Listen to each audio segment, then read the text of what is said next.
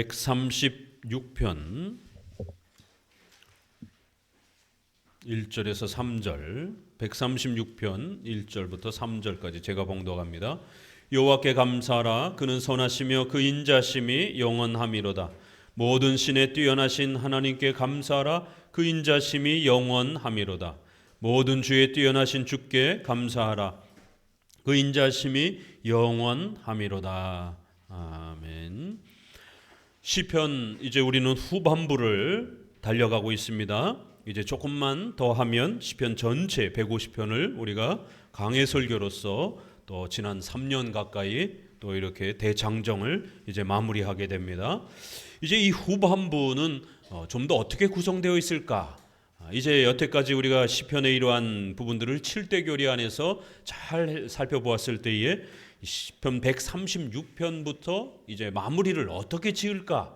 당연히 궁금할 수밖에 없습니다. 시편 136편 이후로부터의 마무리는 당연히 7대 교리로 소개하면서 끝이 납니다. 이제 한 14장 정도 이렇게 있으면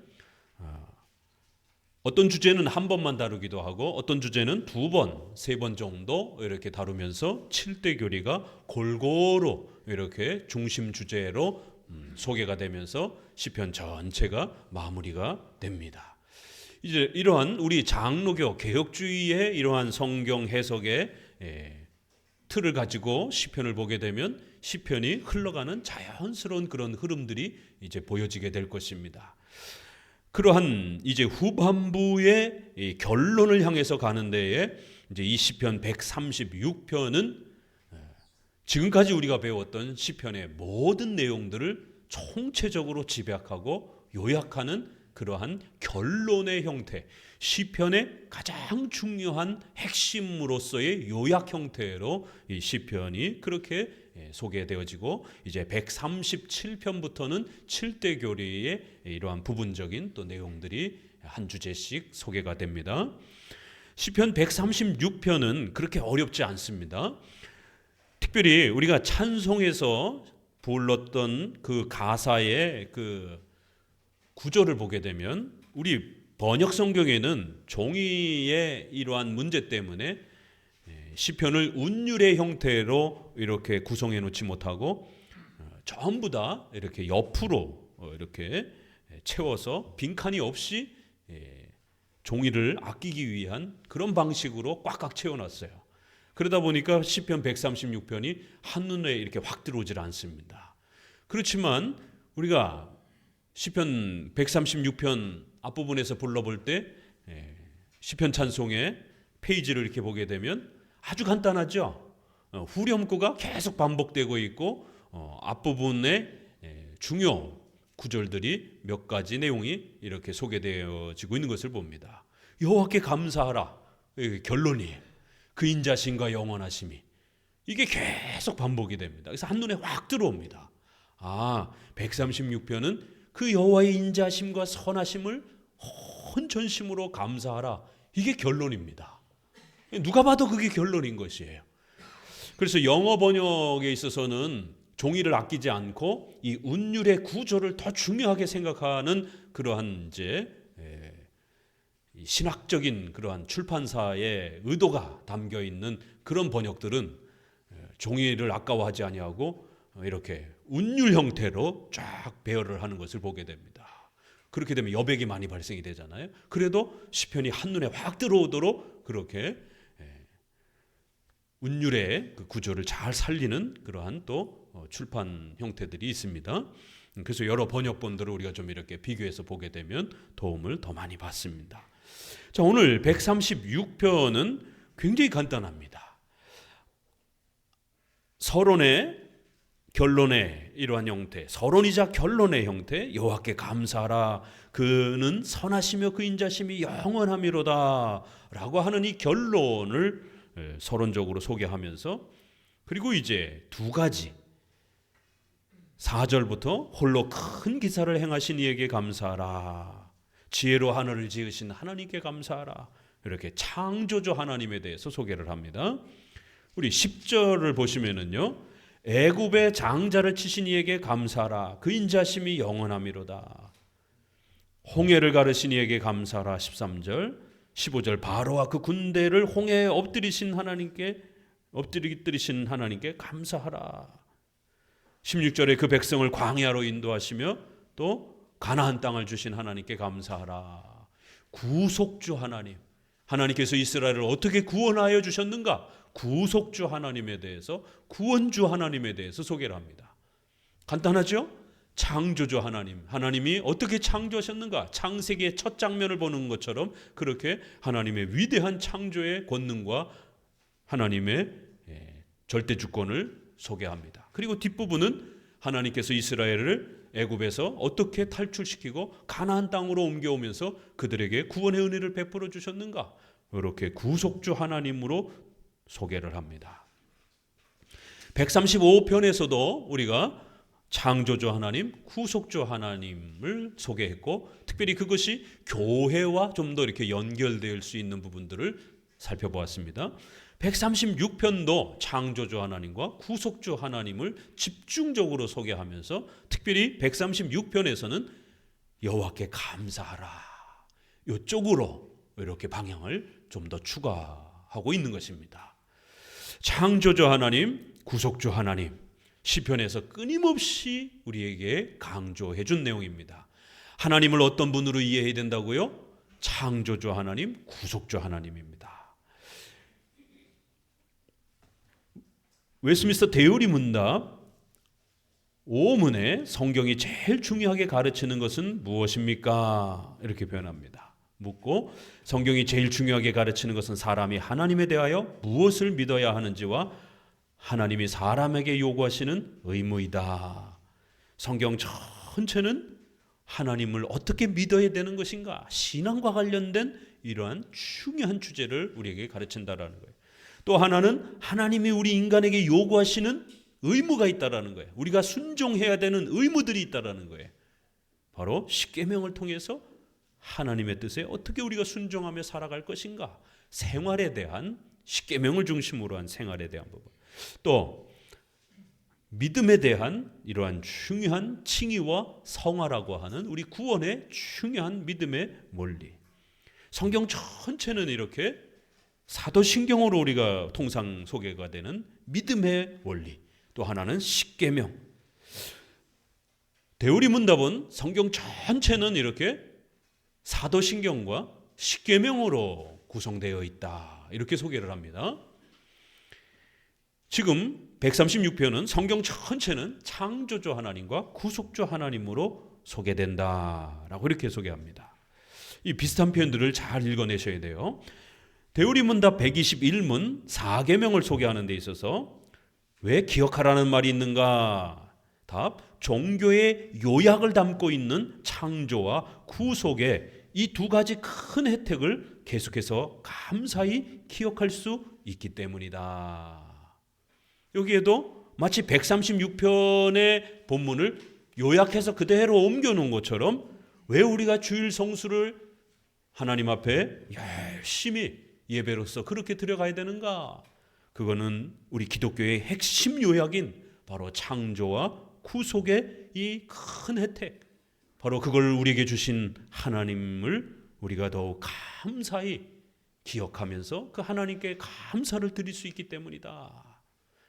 바로 우리가 주일 성수를 끊임없이 잊어먹지 않기 위해서 기억하면서 몸부림치면서 주일 성수를 또 예배를 지켜가는 이유는 바로 창조주 하나님, 구속주 하나님을 잘 이해하며 그 하나님께 감사를 드릴 수 있기 위해서다라고 이렇게 주일 성수의 목적과 의미를 창조와 구속, 그리고 그 하나님께 드리는 감사, 이렇게 표현하고 있습니다. 마태복음 22장 36절에는 그 유명한 대강령, 이런 표현이 나옵니다. 선생님이여, 율법 중에 어느 계명이 크니까? 예수께서 가라사대 내 마음을 다하고 목숨을 다하고 뜻을 다하여 주 너의 하나님을 사랑하라 하셨으니 이것이 크고 첫째 되는 계명이요, 둘째는 그와 같으니 내 이웃을 내 몸과 같이 사랑하라 하셨으니 이 두 계명이 온 율법과 선지자의 강령이니라. 강령, 핵심, 본질, 요약 이런 표현입니다. 율법, 모세오경을 말하고 선지서, 선지자 그러면 구약의 많은 그 선지서들을 이야기하는 것입니다. 그래서 신약 성경이 성경, 구약 성경을 이야기할 때 율법과 선지자로 이렇게 표현을 합니다. 구약 성경의 핵심은 뭐라고요?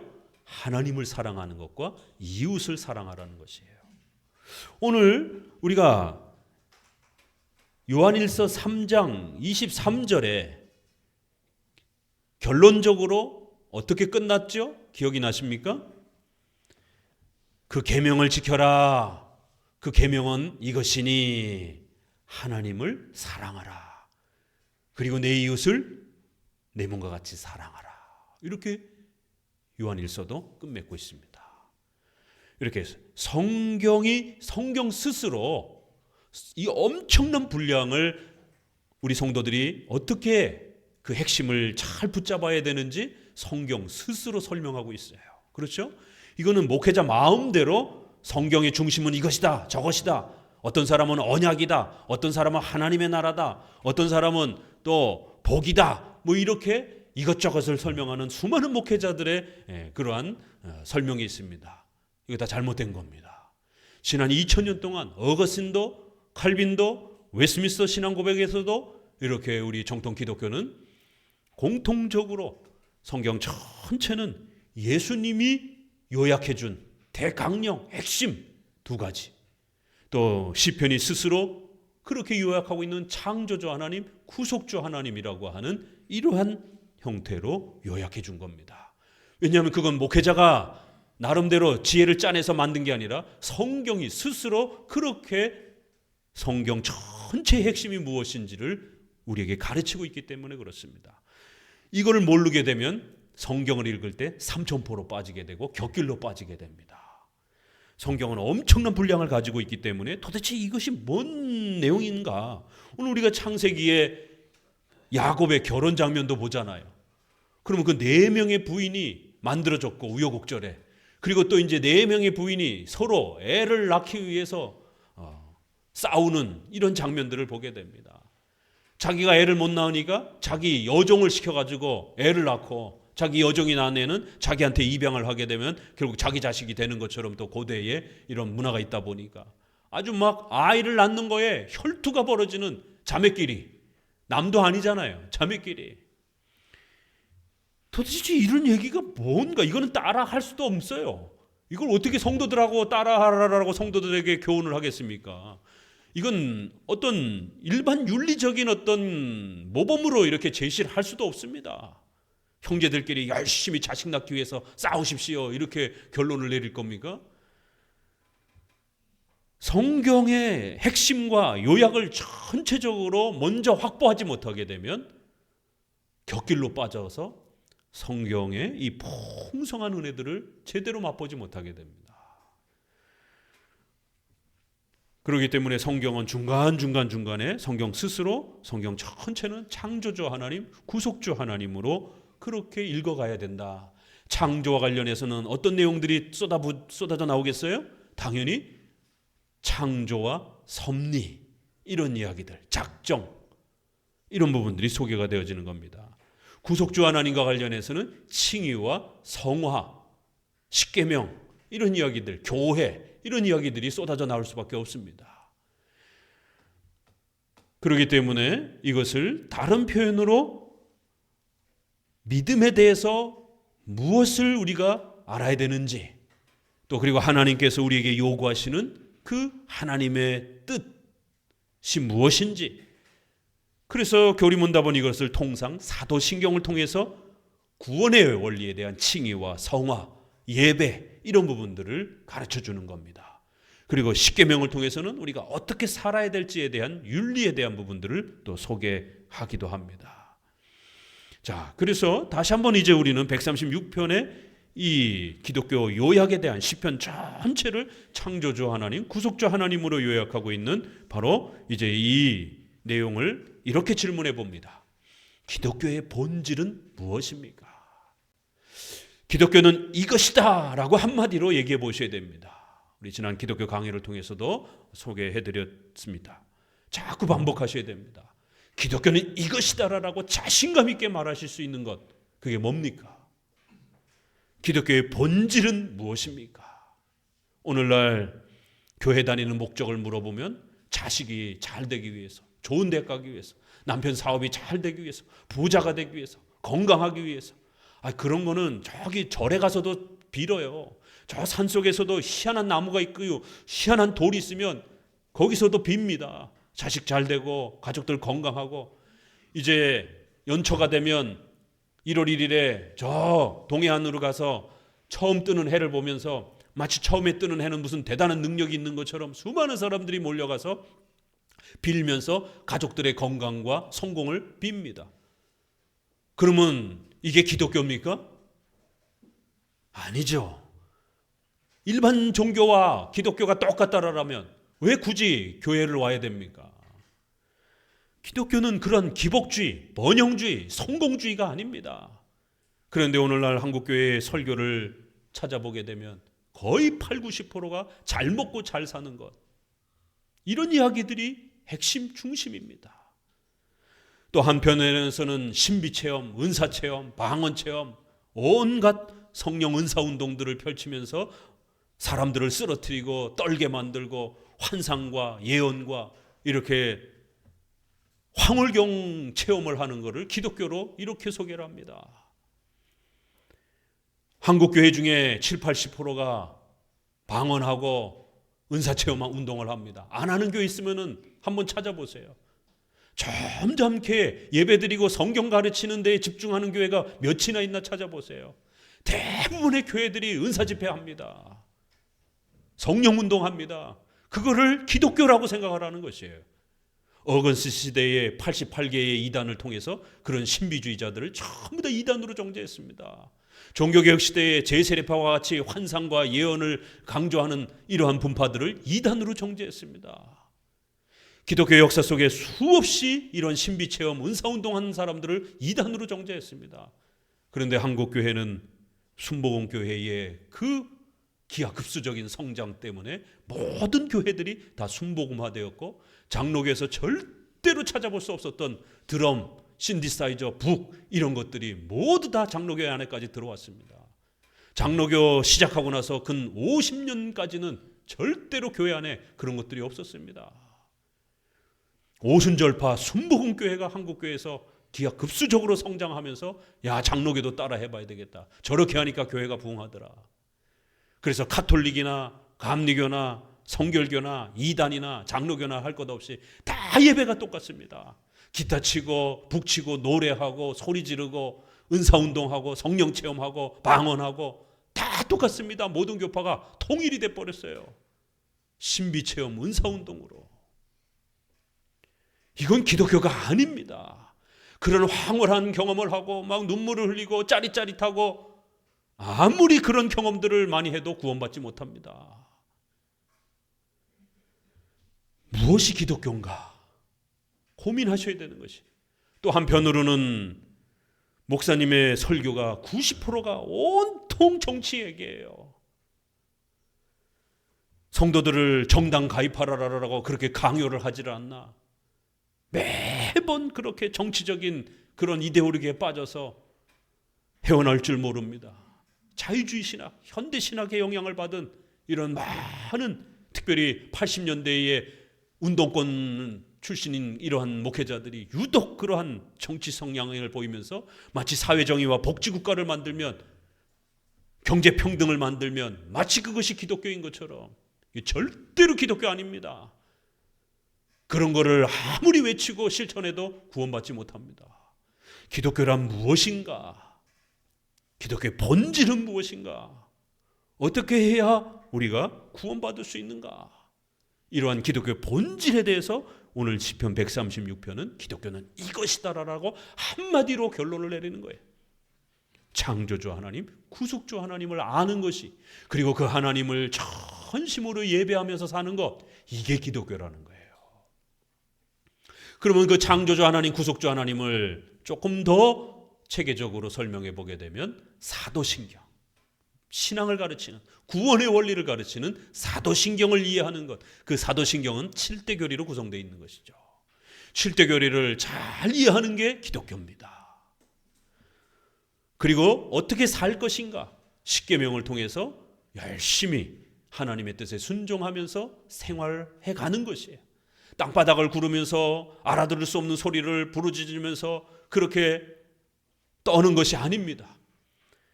열심히 여러분의 가정에 돌아가서 직장생활과 가정생활과 또 국가사회의 시민으로서 인격적으로 최선을 다해서 멋있게 살아가는 것이에요. 성실하게 살아가는 것이에요. 그게 기독교입니다. 그리고 조금 더 추가해서 확장하면 예배, 성례, 바로 창조주 하나님과 구속주 하나님을 전심으로 어떻게 감사를 드립니까? 예배로 감사를 드리는 것이에요. 그렇기 때문에 주일 성수를 통해서 함께 예배드리면서 또 성례에 참여하면서 열심히 예배드리는 것입니다. 이렇게 소요리 문답, 하이델베르그 요리 문답, 제네바 교리 문답에는 사도신경, 십계명, 그 다음에 예배에 대한 부분, 그리고 또 하나가 있죠. 이 모든 것을 도와달라라고, 이 모든 걸 할 수 있게 하나님 도와달라라고 끊임없이 기도하라는 것이 주기도문. 하나님께 도움을 요청하는 그러한 감사의 그러한 행위, 바로 하나님의 도움을 요청하는 기도를 가르칩니다. 신앙과 윤리와 예배의 이런 부분들을 우리가 끊임없이 잘 할 수 있도록 도와달라고 어떻게 기도해야 되는가? 주기도문을 가르칩니다. 이 네 개가 기독교입니다. 줄여서 사도신경과 십계명이 기독교이기도 합니다. 우리 모든 교리문답에는 바로 이것이 기독교다. 성경 전체를 요약하면 바로 이렇게 네 가지로 요약이 될 수 있다. 창조주 하나님, 구속주 하나님, 믿음에 대한 원리, 신앙과 윤리에 대한 이러한 또 원리, 이런 부분들을 가지고 전심으로 예배로 감사를 드리고 또 간절히 평생토록 하나님께 도움을 요청하면서 그렇게 기도하며 사는 것이, 이게 기독교라는 거예요. 명심하셔야 됩니다. 오늘 136편에서는 감사하라라고 하는 이러한 예배와 찬양하라, 하나님을 높이라라는 이러한 결론을 맺으면서 창조주 하나님과 구속주 하나님의 이러한 신앙의 원리를 감사하라라는 이러한 표현으로 조금 더 연결하는 그러한 특징을 갖고 있습니다. 그렇기 때문에 우리가 기독교 전체를 먼저 요약해 보게 되면 그렇게 두 가지로, 또 그걸 우리의 신학의 구조 아래서 네 개 정도로 그렇게 사도신경, 십계명, 또 주기도문, 예배, 이렇게 네 개로 그렇게 정리해 볼 수 있는 것입니다. 이 네 개를 잘 알고 하나님 앞에 예배로서, 기도로서 감사를 드리며 살아가는 거예요. 그게 감사입니다. 우리의 교리문답에 보게 되면 이제 그게 감사로 표현되어 있습니다. 기도하는 게 감사를 드리는 것이다라는 거예요. 예배를 드리는 것이 우리가 하나님께 감사를 드리는 것이다라는 거예요. 하나님을 창조주와 구속주로 잘 아는 것이 감사하는 것이다라는 거예요. 하나님을 부인하고 외면하면 그건 하나님께 감사하지 않는 것이다라는 거예요. 하나님의 뜻인 십계명을 따라 잘 순종하며 사는 것, 그게 감사하는 것이다라는 거예요. 자기 멋대로 막 살아요? 그거 감사하지 않는 것입니다. 오늘 이 본문에는 감사하라, 감사하라, 감사하라. 어떻게 감사해야 돼요? 그러니까 이 시편 136편을 제대로 교리적으로 이해하지 못하는 분들은 성경이 감사하라고 그러는구나. 하나님, 제가 감사를 1000번 하겠습니다. 감사를 10,000번 하겠습니다. 감사. 밥 먹다가도 감사. 이거는 136편을 전혀 이해를 못한 거예요. 그렇게 말로만 횟수로 채우는 감사라는 명령이 아닙니다. 도대체 우리가 어떻게 감사를 해야 되지? 감사한다는 게 무엇인가? 오늘 결론은 그 하나님의 인자하심과 선하심을 감사하라는 거예요. 그 하나님의 인자하심과 선하심은 어디에 나타난다고요? 하나님이 얼마나 인자하신가, 하나님이 얼마나 은혜스러우신가, 창조주 하나님과 구속주 하나님을 이해할 때 나오는 거예요. 하나님은 우리의 의식주를 돌봐주시면서 섭리 속에서 우리의 발걸음 하나하나, 우리의 생각 하나하나 전부 지배하십니다. 그걸 알아야 감사할 수가 있는 거예요. 우리를 어떻게 구원해 주셨는지, 예수님을 통해서 우리를 어떻게 구원해 주셨는지 그걸 정확히 알아야 감사할 수가 있는 거예요. 그리고 그 감사는 말로만 떠든다고 해서가 아니라 예배로 하나님께 나와야 되는 거예요. 하나님이 얼마나 소중한 분인지를 예배를 통해서 끊임없이 드려야 하나님이 예배를 받으시면서 우리가 드리는 감사를 받으시는 겁니다. 그리고 그 하나님의 뜻인 십계명을 순종하며 살아야 전능하신 하나님 아버지의 말씀에, 그분의 뜻에 순종하는 삶을 살아야 그게 감사하는 겁니다. 우리가 부모가 자식을 키우는데 자식들이 커가면서 이제 결혼을 하고 이러면 부모님께 이제 철이 들어서 감사하려고 하잖아요. 그러면 용돈도 드리고 이러지만 제일 중요한 감사는 뭐예요? 부모님의 인격을 망가뜨리지 않고 부모님과 좋은 관계를 유지하면서 특별히 부모님과의 그러한 그동안 함께 살아왔던 그러한 세계관, 문화, 부모님의 뜻, 이런 부분들을 함부로 거스르지 않고 잘 섬기면서 그렇게 사는 것이에요. 부모님이 싫어하는 거를 자기들 멋대로 막 하면서 우리가 부모님을 사랑합니다.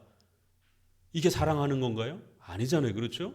부모님의 삶을 존중하면서 부모님이 극히 싫어하는 부분들은 자식들이 좀 조심하면서 부모님이 기뻐하는 것들을 좀 이렇게 해드리려고 노력하고, 이런 게 부모님을 사랑하고 존중하는 것이죠.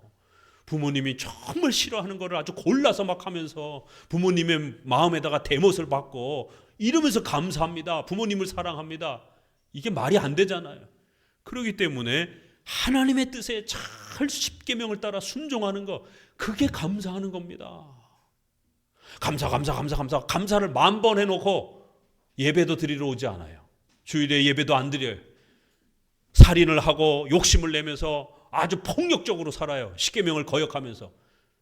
그건 하나님 앞에 징계를 받습니다. 벌 받습니다. 감사는커녕. 이 감사가 뭘까?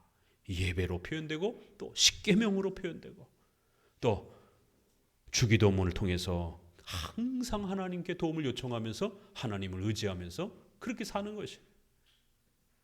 부모님께 감사하다라고 그러면서 부모님을 의지하지 않아요.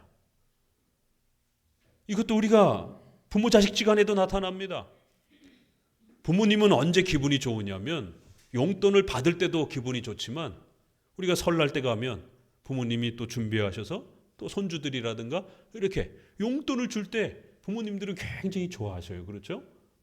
그런 기쁨이 있거든요. 자식들을 이렇게 어려서도 먹여 살렸지만 커서도 얼마든지 살아갈 수 있지만 그래도 부모가 이렇게 용돈을 주는 그런 기쁨이 있습니다. 부모가 뭔가 이렇게 해줄 수 있다는 거 굉장히 부모들에겐 큰 즐거움입니다. 부모가 자식에게 짐이 되고 자식에게 매번 도움만 받고 이러면 굉장히 부담스러워해요. 부모님들은. 그게 부모의 사랑인 것이. 부모님은 뭔가 자꾸 이렇게 주고 싶어 해요. 하나님은 우리 아버지시기 때문에 우리가 필요한 의식주와 관련해서 우리의 신앙과 관련해서 모든 것을 주고 싶어 합니다. 그런데 하나님 필요 없어요. 하나님 안 도와줘도 돼요. 내가 다 알아서 할게. 이건 버르장머리가 없는 것이에요. 이건 하나님께 감사하지 않는 겁니다. 돈이, 건강이, 우리 자녀를 키우는 것이 우리 모든 부분에서 하나님이 도와주시지 않으면 안 됩니다. 제발 도와주세요. 이게 감사하는 겁니다. 자, 우리 주보를 한번 봅시다. 이제 이러한 우리 교리문답에서 신조에서 기독교 신앙의 핵심이 무엇인지, 또 그 핵심을 잘 우리가 감사로 어떻게 표현하는 것인지, 이것이 먼저 우리의 교리문답에는 이렇게 잘 정리가 되어 있습니다. 하이델베르그 유리문답 22문을 보면은요. 그러면 그리스도인들은 무엇을 믿어야 합니까? 같이 읽어봅니다. 하나님께서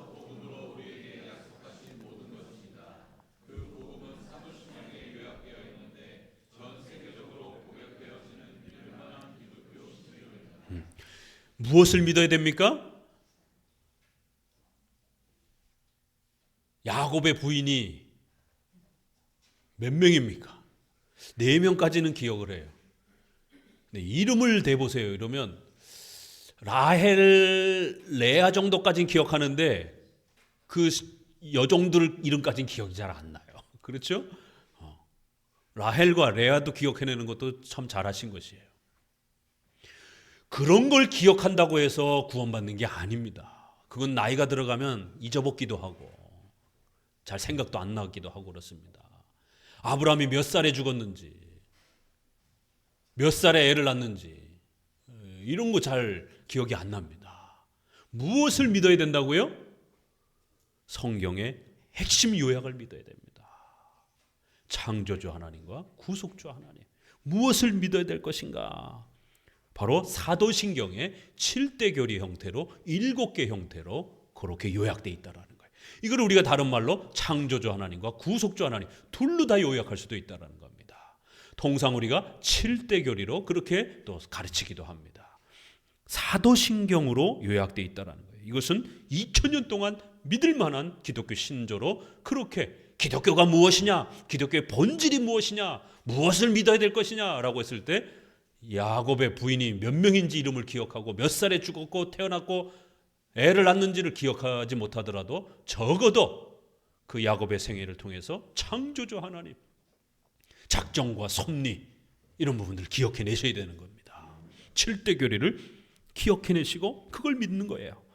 사도신경은 세 수로 구분됩니다. 성부 하나님, 성자 하나님, 성령 하나님, 그리고 성령 하나님과 관련하여 우리의 성화.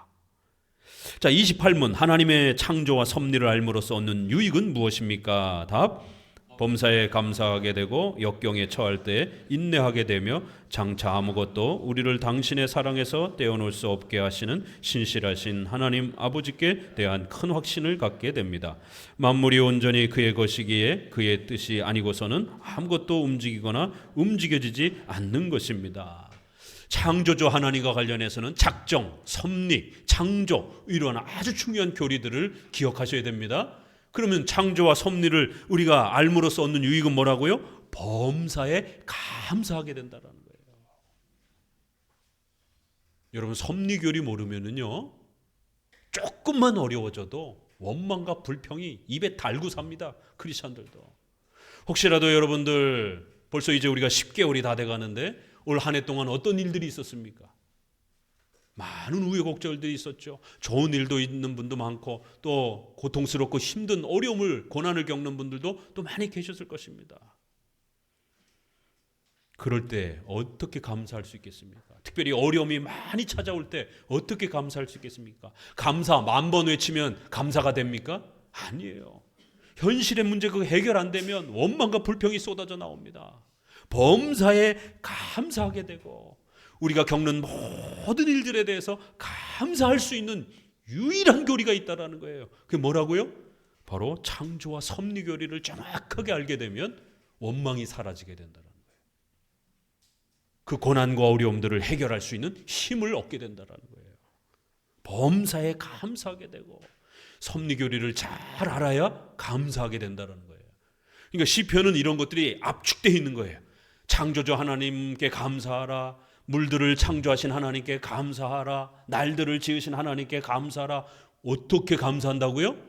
그 창조의 역사를 통하여 하나님의 섭리가 어떻게 진행되는지를 잘 아셔야 된다는 거예요. 그러면 섭리, 그럼 바로 뛰어나와야죠. 보존, 협력, 통치 이런 세부적 교리들을 또 잘 이해하셔야 섭리를 여러분이 또 바르게 적용할 수 있습니다. 범사에 감사하게 되고 그의 뜻이 아니고서는 어떤 것도 움직일 수 없는 이런 위대한 하나님의 주권과 통치 앞에 우리가 또 살아갈 수 있는 도움을 얻게 된다라는 거예요.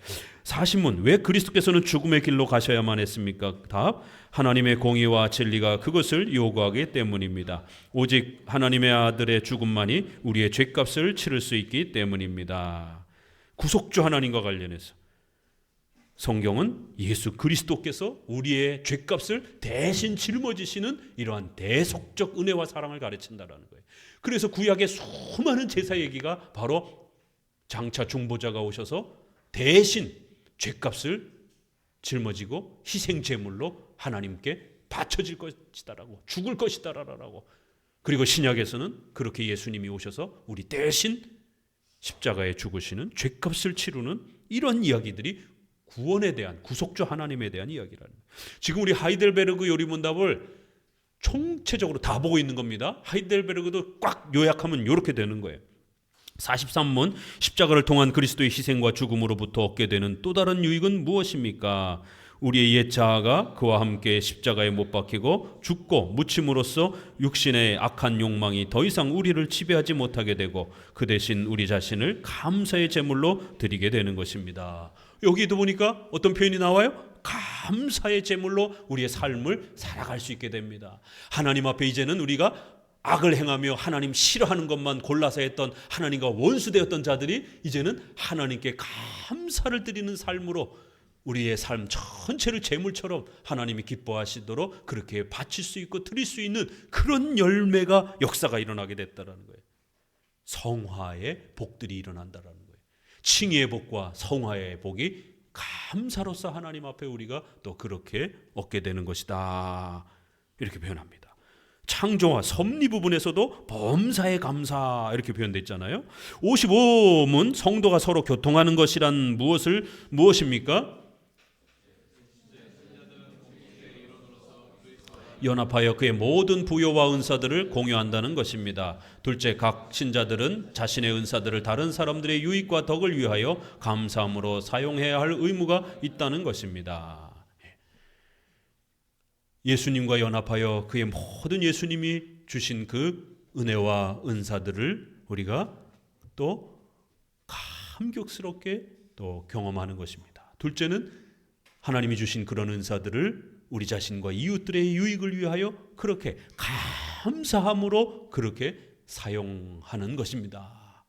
성도들의 교통, 교제, 성도들이 함께 모여서 예배의 교제를 나누고 성찬의 교제를 나누고 또 교회법적 질서 안에서 함께 또 살아가고 또 영육간의 성도들의 어려움들을 함께 돌봐주는 이러한 성도들의 교제는 예수 그리스도의 은혜를 우리가 함께 나누는, 또 예수님이 우리에게 주신 그 은사들을 함께 감사함으로 그렇게 서로 섬기고 돕는 그런 행위들이라는 것이, 여기에 교회의 예배와 성도들의 그러한 삶을 감사함으로 사용한다, 이렇게 표현하고 있습니다.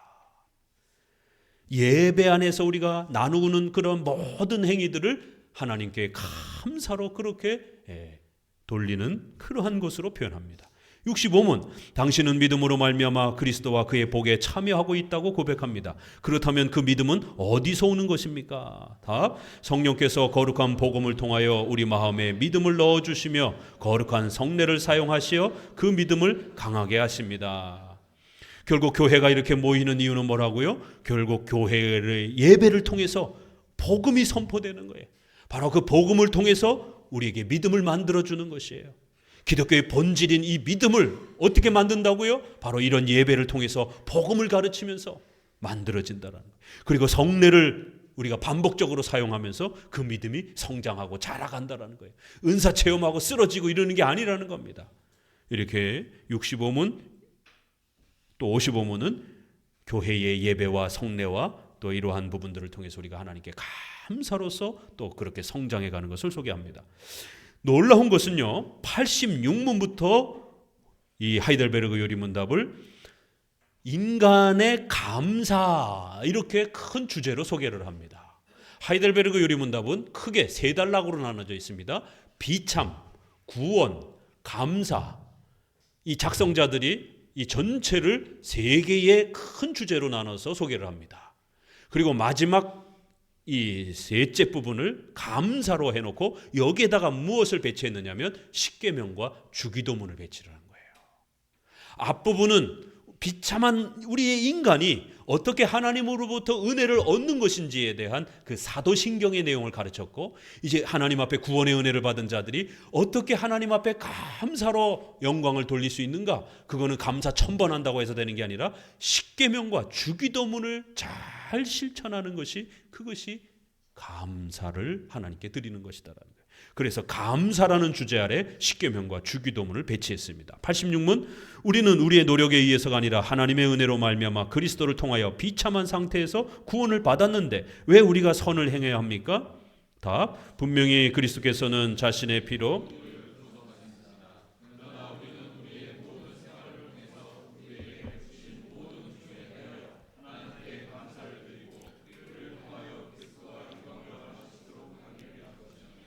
뿐만 아니라 우리 자신도 구원의 열매에 의해서 우리의 믿음이 확실하게 될 뿐만 아니라 우리 경건한 실에 의해서 이웃을 그리스도께로 인도할 수 있게 되기 때문입니다.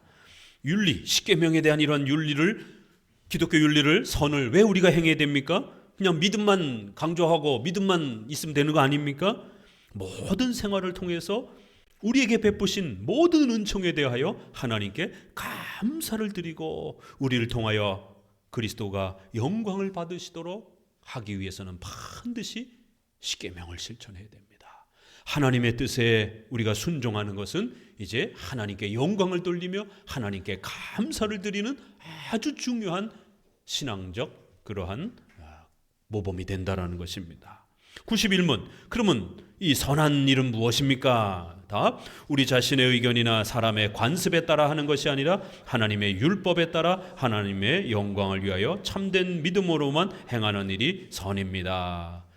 십계명, 바로 율법에 따라서, 십계명에 따라서 우리가 순종하며 살아가는 것, 그게 선한 일이라는 거예요. 그러니까 이제 이 선한 일을 열심히, 기독교 윤리를 우리는 감사의 행위로 그렇게 실천하며 살아가야 된다라는 겁니다. 여러분이 십계명에 순종하지 않는다라면 그거는 감사하지 않는, 버릇이 없는, 하나님 앞에 버릇이 없는 그런 아주 못돼 먹은 그런 행위가 될 수 있다라는 거예요. 하나님의 뜻에 잘 순종하면서 이제 우리가 살아가는 것은 하나님의 기뻐하시는 그 일을 행하며 하나님께 감사를 드리는 그러한 또 신앙의 규범이 된다라는 겁니다. 116문, 왜 그리스도인들은 기도해야 합니까?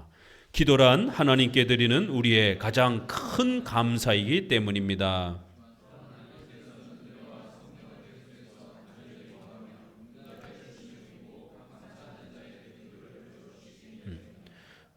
앞서서 말씀드린 것처럼 하나님께 도움을 요청하는, 하나님께 끊임없이 도와달라고 하나님을 의지하고 하나님의 도움을 구하는 것이 바로 또 감사, 아주 큰 감사의 그러한 또 신앙적 행위라는 것입니다. 우리 선조들은 기도를 어떻게 비유해냈느냐면 우물에 있는 물을 떠먹을 수 있는 바가지라고 이렇게 비유를 하기도 합니다. 또 한 비유는, 종교개혁자들이 늘상 많이 썼던 비유는 큰 보물 창고에 있는 그 보물 창고를 여는 열쇠라고 이렇게 표현하기도 합니다. 특별히 우리 성도들이 의식주와 관련해서 매일매일에 필요한 이러한 의식주와 관련해서 하나님의 도움을 얻고 싶으면 반드시 기도하셔야 됩니다. 기도해야만이 하나님이 주십니다. 그렇게 신앙의 원리를 구성해 놓으셨어요. 하나님의 작정과 하나님의 섭리, 하나님의 절대 주권을 통해서 모든 것을 하나님이 전부 다 원하시는, 기뻐하시는 것을 행하십니다. 그럼에도 우리 인간은 인격적 존재로 하나님이 창조해 주셨기 때문에 그 인격이 소멸되거나 그 인격이 망가지거나 그 인격이 파괴되지 않도록, 그 인격이 강요의 방식으로 움직이지 않도록 선과 악을 인간이 인격적으로 스스로 선택하면서, 도덕적으로 선택하면서 살아가고, 악을 택했을 때는 벌을 받고 선을 택했을 때는 상급을 받도록, 그렇게 인격적인 존재로 살아가도록 그렇게 통치하신다라는 거예요. 그래서 우리 성도들이 신앙이 자라가는 것, 의식주에 있어서 생활에 필요한 이런 부분들을 누리는 것도 기도라고 하는 도구를 통해서 얻도록 그렇게 작정해 놓으셨다는 거예요. 명심하셔야 됩니다. 기도 안 하면 여러분의 재정에 도움을 받을 수 없습니다. 하나님이 알아서 작정과 섭리를 우리 장로교는 강조하니까 하나님이 알아서 다 채워주겠지. 아니에요. 반드시 기도하셔야 돼요. 재정을 위해서. 건강을 위해서 기도하셔야 됩니다. 자녀들을 위해서 기도하셔야 돼요. 기도하지 않으면 안 주십니다. 기도는 보물창고의 문을 여는 열쇠입니다. 우리의 갈증을 해결할 수 있는 물이 저기 있는데 그 바가지가 없으면 물을 못 먹는 것이. 바가지를 옛날 우물들은 바가지를 내려서 물을 그 저 깊은 우물을 길어 올려야 됩니다. 알아듣기 쉽게 우리 종교개혁 선조들은 이렇게 보물창고의 열쇠와 깊은 우물을 떠올릴 수 있는 그런 바가지로 기도를 표현하기도 합니다. 기도하지 않는 것은 건방진 거라는 거예요. 자기 혼자의 힘으로 살 수 있는 것처럼 하나님 필요 없다라고 이렇게 떵떵거리는 그런 교만하는 모습이라는 겁니다. 그래서 하나님은 기도를 우리의 신앙의 중요한 수단으로 세워놓으셨다는 거예요. 그래야 신앙이 성장하고 우리 의식주의 도움을 항상 필요로 할 때 하나님께 도움을 요청하고 하나님을 의지하고 하나님을 가까이 대하며 끊임없이 하나님께 요청하는 그 기도는 하나님을 존중하는 그런 태도가 된다는 거예요. 그래서 하나님께 드리는 가장 큰 감사, 하나님, 제가 제 힘으로 살아갈 수가 없습니다. 제 힘으로 돈 벌 수 없습니다. 제 힘으로 자식들을 가르칠 수 없습니다. 하나님, 매일매일의 이 모든 것이 하나님의 은혜로 우리가 살아갑니다. 이렇게 기도하는 것이 하나님을 존중하고 하나님을 인정하는 태도가 되는 거예요. 그래서 하나님은 강력하게 기도라는 수단을 통해서 우리의 모든 필요들이 채워지도록. 왜요? 이 기도 안 하면 하나님 앞에 감사하지 않는 행위가 되기 때문에. 하나님 없이도 자기 혼자 얼마든지 살 수 있는 그런 교만한 태도가 되기 때문에 기도라고 하는 강력한 수단을 만들어 놓으시고 우리 성도들이 기도해야만이 도움을 받도록 그렇게, 그리고 또 도움을 요청함으로 인해서 하나님께 우리가 더 가까이 하나님을 의지하는 이러한 친밀함이 유지되도록 기도라는 수단을 만들어 놓으셨다는 거예요. 자, 이렇게 주기도문에서는, 하이델베르 요리문답에서는 십계명, 주기도문, 왜 이런 것들이 감사의 도구로서 하나님이 우리 안에 이렇게 세워놓으셨는지, 또 사도신경과 십계명이 우리 기독교 신앙의 가장 중요한 또 창조주와 구속주 하나님을 가르치는 아주 중요한 또 신앙의 기본 원리로 또 어떻게 서 있는지, 이런 부분들을 우리 교리문답에서도 이렇게 체계적으로 가르쳐가고 있는 것입니다. 자, 우리 136편 이제 본문을 봅니다. 본문은 어렵지 않기 때문에 지금 우리가 소개했던 그런 내용에 따라서 보시게 되면 쉽게 이해가 됩니다. 1절부터 읽어봅니다. 3절까지. 여호와께 감사하라. 그는 선하시며 그 인자심이 영원함이로다. 모든 신에 뛰어나신 하나님께 감사하라. 그 인자심이 영원함이로다. 모든 주께 뛰어나신 주께 감사, 인자심이 영원함이로다. 자, 이제 시편은 우리가 그동안 많이 훈련을 해왔기 때문에 한 줄, 두 줄 있지만 집중하셔야 된다라고 늘 말씀드렸어요. 어떤 단어가 강조되고 있는지, 어떤 문장이 반복되고 있는지, 여호와께 감사하라. 그 결론이라고 말씀을 드렸습니다. 어떻게 감사할 것인가? 성경 전체를 통해서 감사의 중요한 4가지, 사도신경, 십계명, 주기도문, 예배, 요 4개, 기독교의 본질이라고 하는 이 4개를 우리가 잘 간직하면서 살아가야 그것이 제대로 된 하나님께 감사를 드리는 열매가 되는 것입니다. 자, 이러한 성도들의 올바른 기독교적 삶을 우리에게 가르치기 위해서 반드시 창조주 하나님과 구속주 하나님을 바르게 이해해야 된다라고 이제 이렇게 소개해 가는데, 특별히 1절부터 3절까지는 놀랍게 여호와께 감사하라. 2절에서는 하나님께 감사하라. 3절에서는 주께 감사하라. 뭐가 다르죠, 그렇죠? 그냥 대충 읽을 때는 다 비슷한 표현처럼 읽혀지지만 천천히 자세히 읽기 시작하게 되면 요 안에서도 또 뭐가 다른 게 나와요. 여호와 하나님, 야훼 이라고도 읽기도 하고 여호와라고도 이렇게 읽기도 합니다.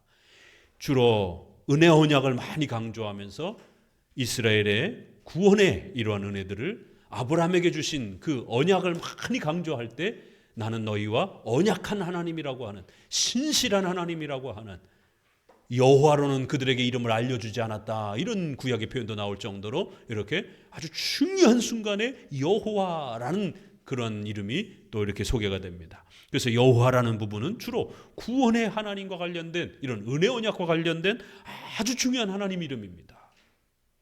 시편의 일부로 이 136편은 시편 전체 요약이기 때문에 그동안 시편에서 소개해왔던 하나님의 이름에 대해서 단 3마디로 간략하게 요약합니다.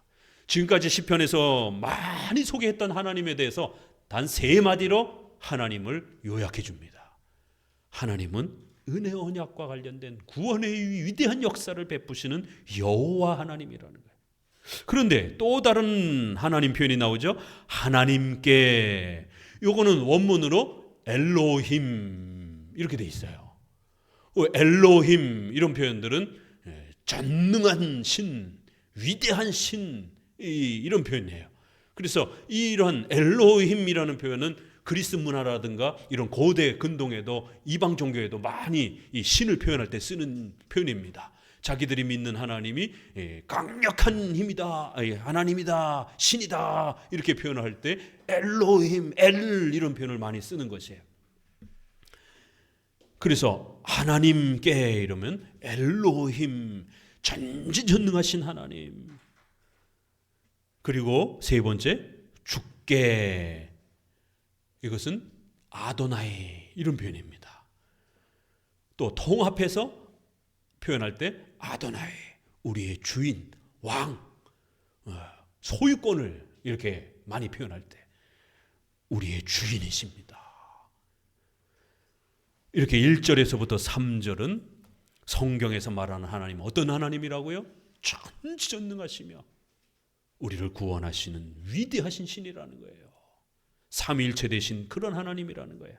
자, 이제 그런 하나님께서 특별히 창조의 위대한 권능으로 우리를 돌보신다라는 겁니다. 4절부터 9절까지 읽어봅니다. 홀로 큰 기사를 행하시는 이에게 감사하라. 그 인자심이 영원함이로다. 지혜로 하늘을 지으신 이에게 감사하라. 그 인자심이 영원함이로다. 땅을 물 위에 펴신 이에게 감사하라. 그 인자심이 영원함이로다. 큰 빛들을 지으신 이에게 감사하라. 그 인자심이 영원함이로다.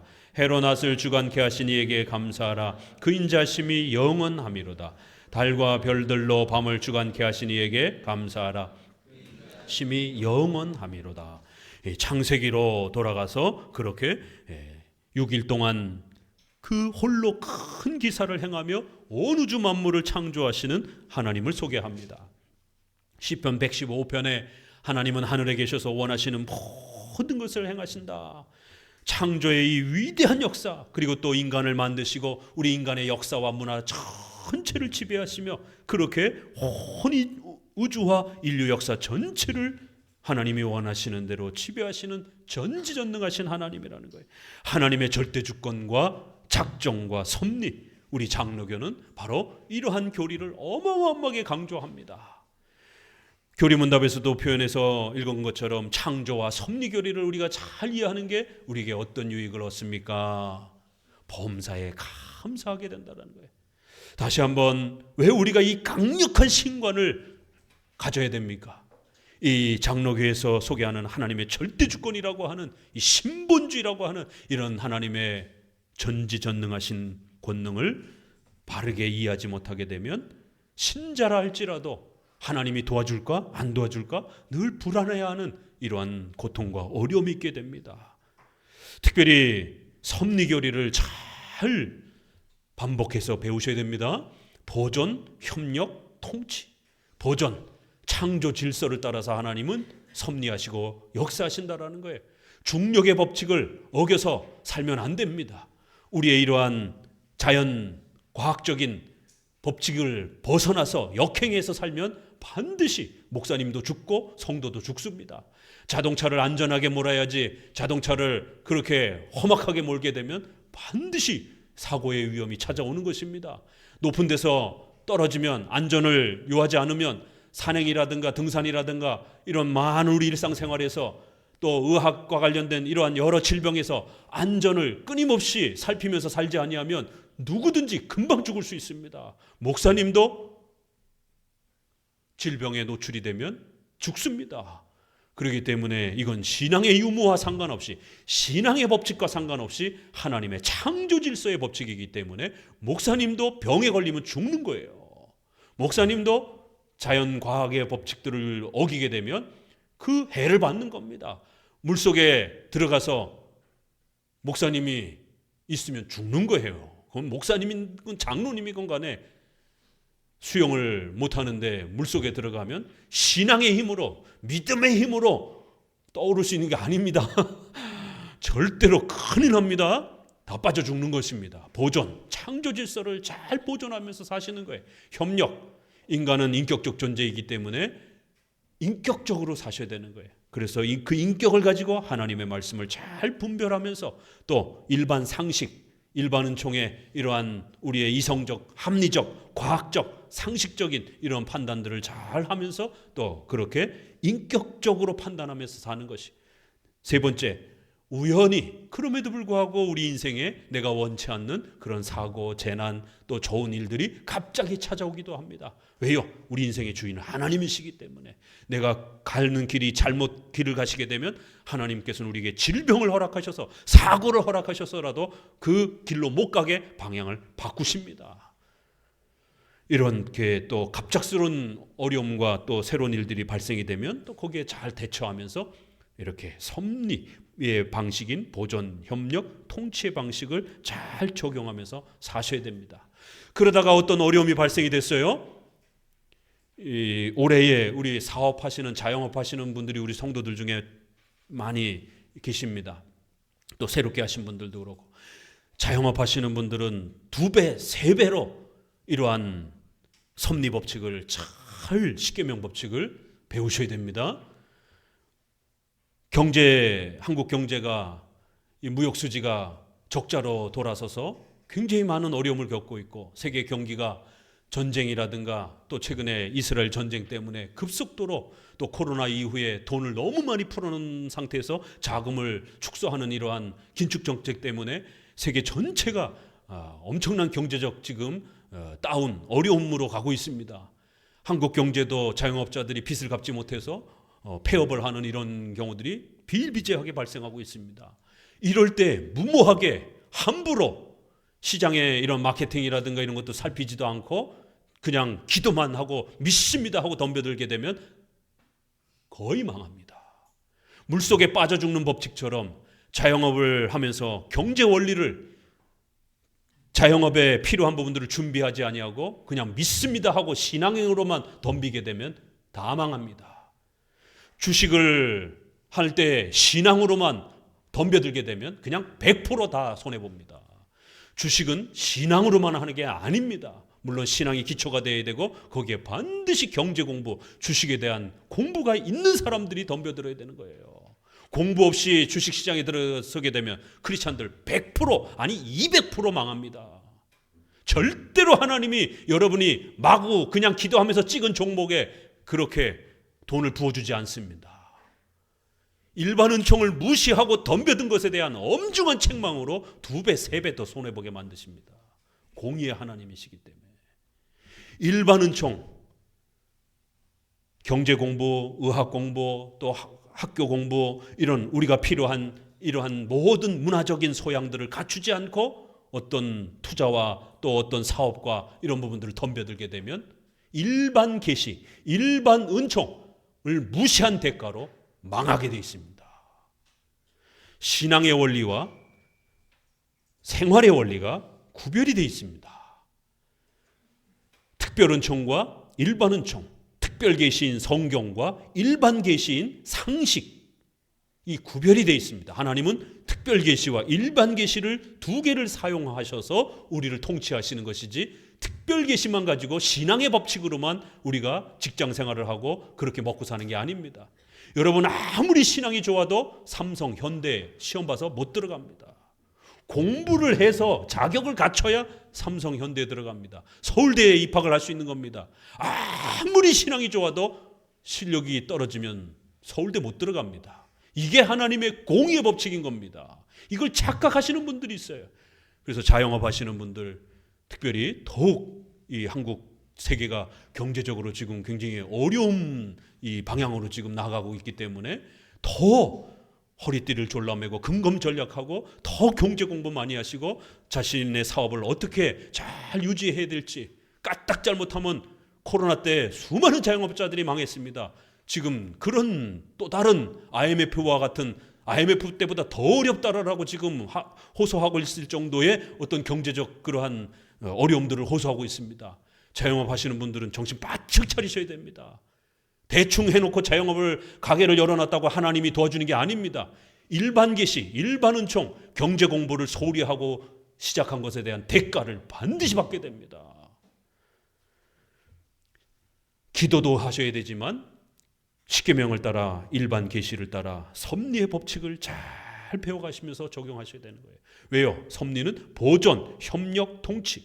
보존에서도 창조 질서, 경제 질서가 있는 거고, 또 협력에서도 우리 인간의 인격적인 준비와 판단이, 상식적 분석이 따라붙는 겁니다. 이성을 우리에게 주셨기 때문에 이게 섭리 법칙인 거예요. 그렇게 잘 준비해서 우리의 삶으로 망하지 않고 잘 열매를 일궈야 그게 하나님께 감사하는 것이에요. 우리 한마음교회 나온 성도들이 자영업했다가 망하면 신목사님도 한마음교회도 하나님께 영광이 되어지는 것도 가려워질 수가 있는 것이죠. 그 개혁주의 장로교 열심히 배워놓고 망했어. 한마음교회 가더니만. 이렇게 되는 것이. 하나님께 감사하라. 창조주 하나님께 감사라는 것은 이렇게 우리의 전 삶을 하나님이 돌보시기 계시기 때문에 우리 성도들이 또 잘 안정되어져 가고, 또 우리가 기복주의는 아니어도 망하면 안 되잖아요. 한마음교회 왔다가 쫄딱 망했다 이러면 안 되잖아요. 한마음교회 와서 잘 생활이 안정이 되고 또 훨씬 더 이렇게 생활이 업그레이드 되고, 그래야 이웃에게도 전도도 할 수 있고 더 많은 일들도 할 수가 있는 겁니다.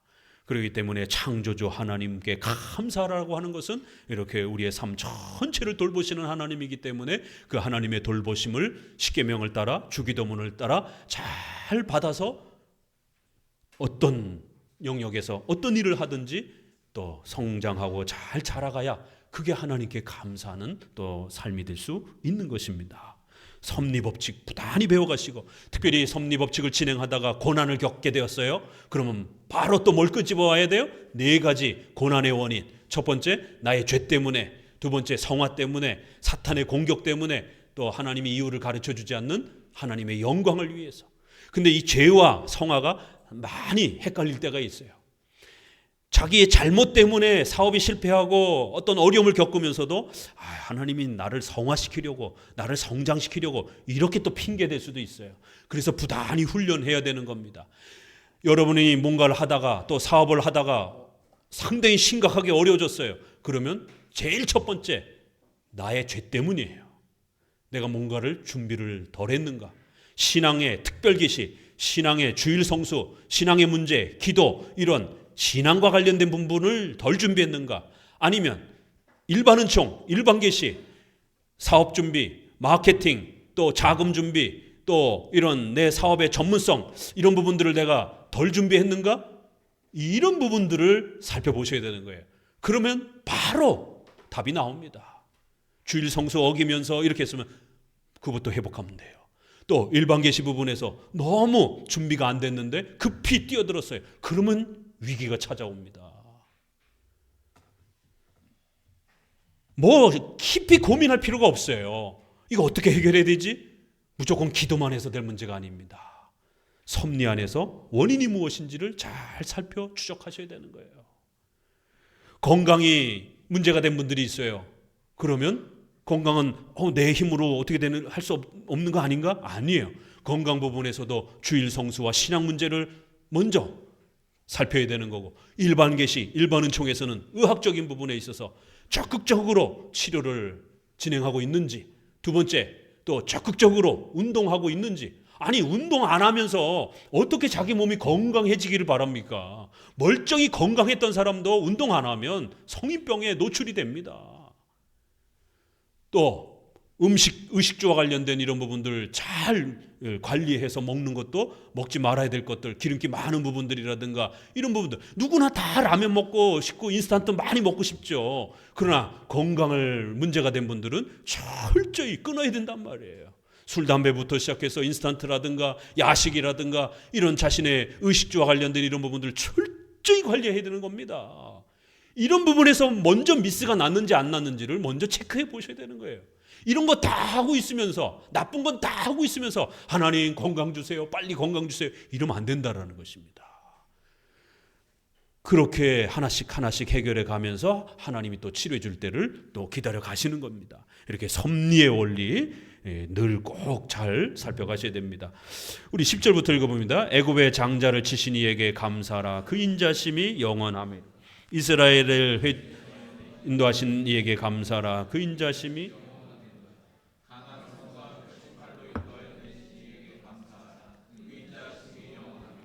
홍해를 가르신 이에게 감사하라. 그 인자심이 영원하미로다. 이스라엘로 그 가운데 통각해 하신 이에게 감사하라. 그 인자심이 영원하미로다. 바로와 그 군대를 홍해에 엎드러뜨리신 이에게 감사하라. 그 인자심이 영원하미로다. 그 백성을 인도하여 광야로 통각해 하신 이에게 감사하라. 그 인자심이 영원하미로다. 큰 왕들을 치신 이에게 감사하라. 그 인자심이 영원하미로다. 유명한 왕들을 죽이신 이에게 감사하라. 그 인자심이 영원하미로다. 아모리인의 왕 시온을 죽이신 이에게 감사하라. 그 인자심이 영원하미로다.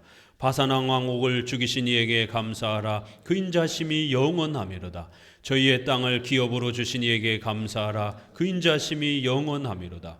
곧 그 종 이스라엘에게 기업으로 주신 이에게 감사하라. 그 인자심이 영원하미로다. 우리를 비천한 데서 기념하신 이에게 감사하라. 그 인자심이 영원하미로다. 우리를 우리 대적에게서 건지신 이에게 감사하라. 그 인자심이 영원하미로다. 모든 육체에게 식물을 주신 이에게 감사하라. 그 인자심이 영원하미로다. 하나님께 감사하라. 인자심이 영원하미로다.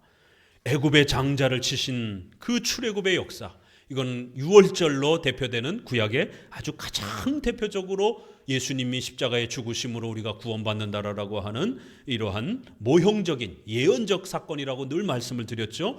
그래서 시편이나 선지자들이 늘 이 예수님의 십자가의 죽음의 이 위대한 구원을 가르칠 때마다 이 출애굽 사건, 유월절, 애굽 이것을 늘 반복하는 겁니다. 그 전체의 이야기를 그냥 짧게 한마디로 요약을 해놓은 거예요. 어려운 내용은 없습니다.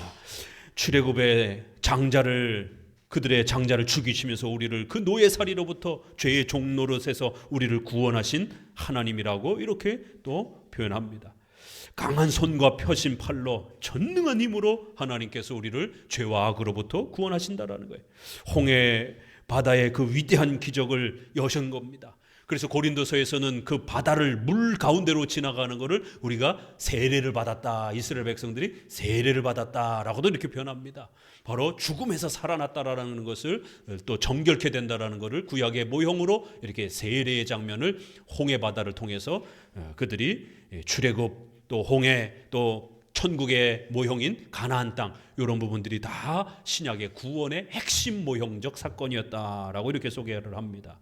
바로와 그 군대를 죽이신 하나님, 또 광야를 통각해 하시고 그 유명한 왕들인 아모리인 왕 시온, 바산왕 왕 옥, 이 대표적으로 이 동편 예루살렘 요단강을 중심으로 해서 이 동쪽, 우리가 지도를 볼 때 이 동쪽에 므낫세, 갓지파 이렇게 루벤 지파 세 지파에게 주고 이쪽엔 또 9지파에게 또 이렇게 줍니다. 서쪽, 지금 서쪽에서 지금 전쟁이 나가지고 지금 난리잖아요. 이쪽 동쪽 지금 시리아, 요르단 이쪽에 지금 나라들이 차지하고 있잖아요. 옛날에는 다 이스라엘의 세 지파가 차지하고 있었는데 여기에 보니까 거인 족속들이 살고 있었어요. 이 아모리, 바산 여기들이 다 거인 족속이 다 2m 일어나죠. 엄청난 그 체격을 갖춘. 그래서 이스라엘 백성들이 40일 동안 정탐을 갔다가 그 거인들을 보고 기겁을 해가지고 야 이거 싸움이 안 되겠습니다. 우리 다 죽었습니다. 이러면서 난리치면서 가나안 땅 못 들어가겠다라고 막 아우성 쳤던 곳이 바로 여기입니다. 이렇게 엄청난 군대와 체격을 갖춘 그런 건장한 그러한 군인들이 있었지만 하나님께서 그들을 다 죽이셨다라는 거예요. 전능한 힘으로 하나님께서 사탄과 악한 영들을 깨뜨리시고 우리를 그 죄와 죽음에서 구해 주신 것을 이렇게 표현하면서 또 가나안 땅, 천국의 모형으로 가나안 땅을 저희 기업으로 주셨습니다. 자, 그러면서 이제 25절에 모든 육체에게 식물을 주신 이에게 감사하라. 이렇게 구원에 있어서도 우리가 의식주와 관련된 일상생활에서도 모든 것이 하나님의 은혜로 살아가는 것이다라는 거예요.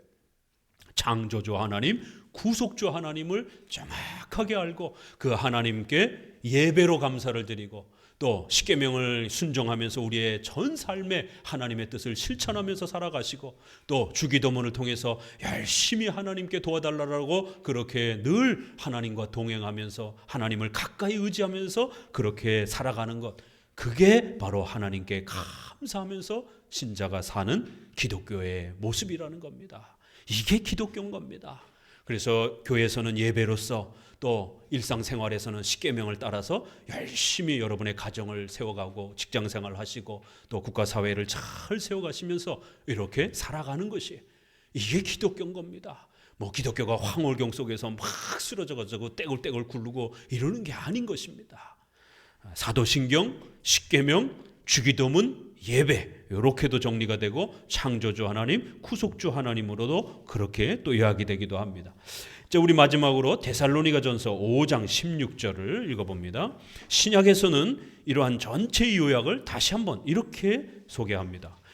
거의 136편을 그대로 요약해서 옮겼다라고 할 정도로 같은 표현들이 반복이 됩니다. 데살로니가전서 5장 16절입니다. 같이 읽습니다. 항상 기뻐하라, 쉬지 말고 기도하라, 범사에 감사하라. 이는 그리스도 예수 안에서 너희를 향하신 하나님의 뜻이니라. 성령을 소멸치 말며 예언을 멸시치 말고 범사에 헤아려 좋은 것을 취하고 악은 모든 모양이라도 버리라. 평강의 하나님이 친히 너희로 온전히 거룩하게 하시고 또 너희 온 영과 혼과 몸이 우리 주 예수 그리스도 강림하실 때에 흠없게 보존되기를 원하노라. 여기도 보세요. 항상 기뻐하라, 범사에 감사하라. 이거 간단하지만 이거 굉장히 어렵습니다. 고난과 갑자기 사업이 어려지고 질병이 찾아오고 갑자기 어려움에 처하면 어떻게 감사가 나옵니까? 여기선 결론만 얘기하는 거예요, 신약에서는. 그렇지만 이거를 하기 위해서는 7대 교리 전체를 이해해야 돼요. 이렇게 어려운 상황에 처해 있는데 어떻게 감사가 나오는가? 어떻게 기뻐할 수 있습니까? 이건 하나님의 절대 주권과 하나님의 작정과 하나님의 섭리를 정확하게 이해했을 때만이, 하나님이 우리에게 고난을 주셨다 할지라도 하나님이 허락하신 것이다라면 하나님이 가장 좋은 걸 주신 것이다라는 것. 하나님이 허락하지 않으면 절대로 이 세상에 그 어떤 일도 일어나지 않는다라고 하는 강력한 신관을 가지고 있을 때만이 고난의 엄청난 아픔을 맞이해도요 기뻐할 수가 있습니다. 또 감사할 수가 있어요. 이 신관을 확립하지 못하면요 감사 안 나옵니다. 실제로 항상 기뻐하라, 범사에 감사하라. 이게 우리 성도의 삶이기 때문에 그래요. 그럼 이게 어떻게 가능한가? 쉬지 말고 기도하라. 이 주기도문에 어떻게 쉬지 않고 기도할 수 있는가? 바로 주기도문의 원리를 우리가 잘 깨달으면 신앙이나 의식주나 하나님이 안 도와주면 우리 1분 1초도 살 수가 없어요. 매일매일 매번 하나님께 도와달라고 요청해야 됩니다. 그리스도 예수 안에서 너희를 향하신 하나님의 뜻이라는 거예요. 이게 성령을 소멸치 말고 예언을 소멸치 말고, 이거 무슨 환상 예언하는 게 아닙니다. 이건 다 우리 종교개혁자들이 설교로 다 해석해 준 겁니다. 하나님의 말씀을 깨닫고 그 말씀을 통해서 성령의 감동을 받는 이 예배와 관련된 그런 표현들이에요. 성도들이 예배를 통해서 하나님께 감사하고 또 범사에 헤아려 좋은 것을 취하고 악은 모든 모양이라도 버리라. 무슨 음성 듣고 선택하는 게 아닙니다. 범사에 헤아려 어떤 게 옳고 어떤 게 나쁜 것인지, 여러분의 사업에 어떤 게 도움이 될지 안 될지 일반 계시, 일반 은총, 또 십계명을 기준으로 해서 범사에 잘 헤아려야 돼요. 여러분이 부닥치는 모든 일들에 대해서 잘 분별하셔야 됩니다. 뭘로요? 십계명을 기준으로. 일반 은총, 상식적이고 합리적이고 이성적이고 과학적이고 의료적인 이러한 상식적 수준에서 잘 판단해서 헤아려 선택하셔서 좋은 것을 취하시라는 거예요. 어떤 악에 혹시라도 해로울 것이다라고 판단이 된다라면 그 근처라도 가지 말라라는 것이에요. 악은 모든 모양이라도 버리라. 십계명을 실천하는 모습을 이렇게 우리에게 소개하는 것이에요. 이렇게 살아야 우리가 흠없게 거룩하게 종말까지 그렇게 하나님 앞에서 하나님께 영광을 돌리며 그렇게 우리의 삶이 사라져가게 될 것이고, 또 하나님은 또 그런 삶을 우리에게 원하신다라는 거예요. 이렇게 기독교란 이런 것이다 라고 이렇게 데살로니가전서는 아주 간략하게 또 이렇게 한마디로 압축해 놓기도 했습니다. 오늘 136편을 통해서 기독교란 무엇인가, 창조주 하나님, 구속주 하나님을 바르게 하는 것, 그리고 그 하나님을 사도신경 또 십계명, 주기도문, 예배라는 형태로 그렇게 평생 감사하며 또 우리가 사는 것, 이게 기독교라는 것입니다. 오늘 성경의 가장 중요한 또 이러한 핵심을 잘 마음에 간직하며 또 살아가는 성도들 되시기를 주의 말씀으로 권면을 드립니다. 기도합니다.